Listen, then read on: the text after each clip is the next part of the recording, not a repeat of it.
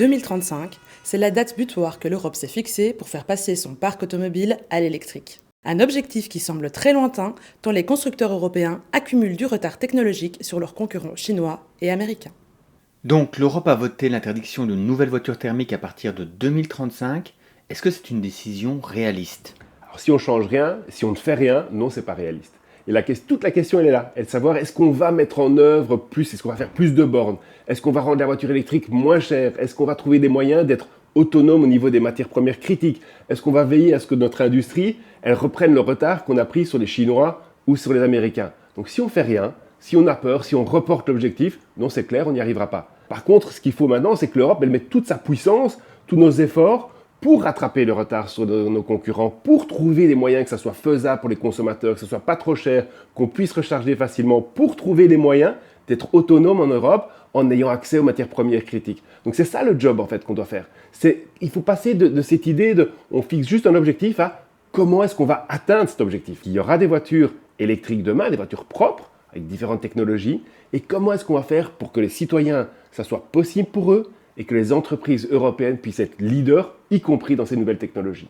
L'automobile, ça a été inventé ici, en Europe. Mais aujourd'hui, l'Europe, elle a accumulé un important retard technologique sur des concurrents comme la Chine, par exemple. Comment est-ce qu'on peut l'expliquer, ce retard ? En fait, c'est fou de se dire qu'on a les constructeurs les plus avancés, les plus riches, et il y a eu une sorte d'arrogance. Il y a une grosse responsabilité en fait des constructeurs automobiles européens en se disant oui mais les voitures chinoises elles passeront jamais le crash test européen. Eh bien si aujourd'hui les Chinois ont 10 ans d'avance technologique sur nous.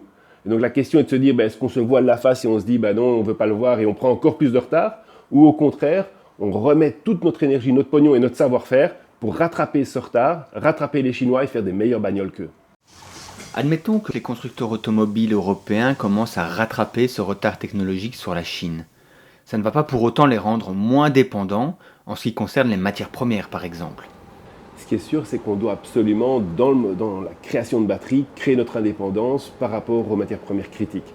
Et pour ça, ce qu'il faut, c'est qu'il faut falloir accepter qu'on ait des mines en Europe, des mines où on extrait aussi ces matières premières rares de manière plus propre que ça ne se fait ailleurs. Mais il faudra surtout aussi recycler beaucoup plus. C'est bon pour l'économie, c'est bon pour l'environnement et c'est bon pour notre autonomie. Il faut que chaque matière première critique qui rentre en Europe reste en Europe et soit recyclée en Europe par des Européens. C'est comme ça qu'on va créer des nouvelles filières d'emploi ici en Europe. On fait tout le contraire aujourd'hui. Or, on sait que quand on est en dépendance, on paye plus cher. Si on a besoin de quelque chose que dont l'autre est le seul à disposer, vous allez toujours payer un surprix pour l'acheter. Donc ce qu'il faut, c'est qu'une fois que le produit, la matière première critique, elle est rentrée en Europe, on la recycle ici.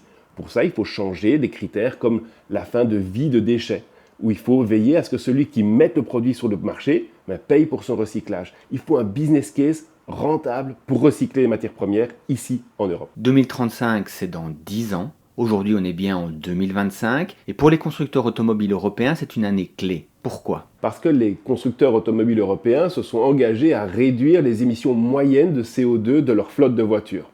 Et que jusqu'à présent, ils ne se sont pas concentrés justement sur avoir suffisamment de voitures pas chères disponibles pour tout le monde que pour remplir ces objectifs. On les remplit, oui, mais avec des voitures chinoises ou avec des voitures américaines qui eux vendent trop quelque part par rapport à ces objectifs de voitures non polluantes. Et donc 2025, ça doit être l'année où les constructeurs automobiles européens arrivent à vendre suffisamment de voitures pas chères.